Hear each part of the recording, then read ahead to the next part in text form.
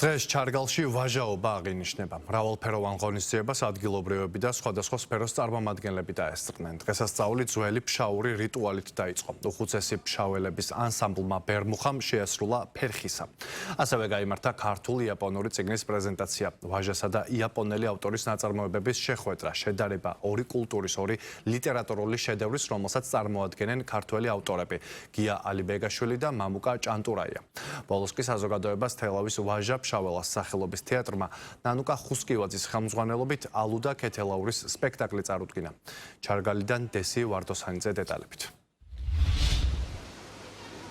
ჩარგალში დღეს ვაჟა ფშაველას 165 წლის იუბილე აღინიშნა. აქ საზოგადოებას უმასპინძლა მისმა პირდაპირმა შთამომავალმა ლელა რაზიკაშვილმა. აქ იმყოფებოდნენ კულტურისა და სხვადასხვა სფეროს წარმომადგენლები, სასულიერო პირები, პოლიტიკოსები და ადგილობრივები. დღეს მსახიობებმა წაიკითხეს ვაჟა ფშაველას არაერთი ნაწარმოები და ასევე გეტყვით, რომ ღონისძიებაზე იმყოფებოდნენ თელავის ვაჟა ფშაველას სახელობის პროფესიული თეატრის მსახიობები და სამხატვრო ხელმძღვანელი ნანუკა ხუსკივაძე და მათ ვაჟა ფშაველას კარმიდამოზე საზოგადოებას წარუდგინეს მისი გენიალური პოემა ალუ და ქეთელაური. გეტყვით, რომ სპექტაკლი იყო ძალიან შთამბეჭდავი და დღევანდელ ღონისძიებას ემოციებისა და ცრემლების გარეშე არ ჩაუვლია. ვეცადოთ ქართველები, რომ ვაჟას სათქმელი ჯერ ერთმანეთს გავაგებინოთ, ვაჟას სინათლე, ვაჟას სიკეთე და მე ერთად ყველამ გავაგებინოთ თელ სამყაროს. იმიტომ ეს არ იყო მხოლოდ პოეტი, ეს არ იყო მხოლოდ ფილოსოფოსი ან მწერალი, ეს იყო სოფლმხედველობა, ეს იყო სიკეთე, სინათლე, კაცმა, რომელმაც რაღაცეთ გრადაციასავი დაგვიტოვა სამყაროს არქიტექტურა, თავისი ბუჩქიდან დაწყებული ზეცამდე და ამის თავში ადამიანს დააკისრა ყველაზე დიდი პასუხისმგებლობა. და როდესაც ვაჟას ვახსენებთ, უნდა დავიწყოთ იმით, რომ ეს პასუხისმგებლობა უნდა იყოს პირველი. ჩვენ ბედნიერი ერი ვართ. თუნდაც ყავს აი ასეთი მართლაც, ნუ აბსოლუტური გენიოსი. თან სამაყო ისტორია ჩვენთვის. რომ ყავს ვაჟა ფშაველა. სულ მეტირებოდა, არ ვიცი რატომ, მაგრამ სულ მეტირებოდა.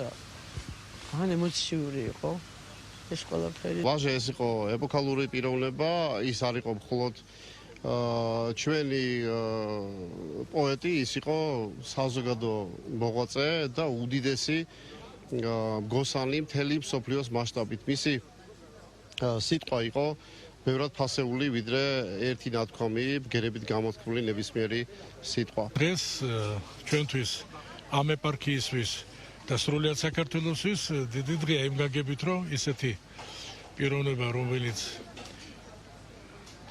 ვისაც ერქვა ვაჟა ფშაველა და არა ერქვა, არამედ ქვია დღესაც. იმიტომ რომ უკვდავია მისი სული, უკვდავია მისი სახელი.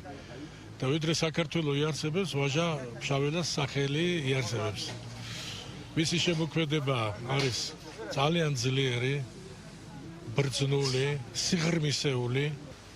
დღეს შეკრებილმა საზოგადოებამ არაერთხელ გაიხსენა ვაჟა ფშაველა, როგორც ქართული ლიტერატურის ისტორიაში ერთ-ერთი ყველაზე თვითმყოფადი და გენიალური მწერალი. აღინიშნა, რომ ის იყო ქართველი გენიალური მწერალი, პოეტი, პუბლიცისტი და ფილოსოფოსი, რომელმაც მთის მკაცრი ყოფა აქცია მსოფლიო ლიტერატურულ საგანძურად.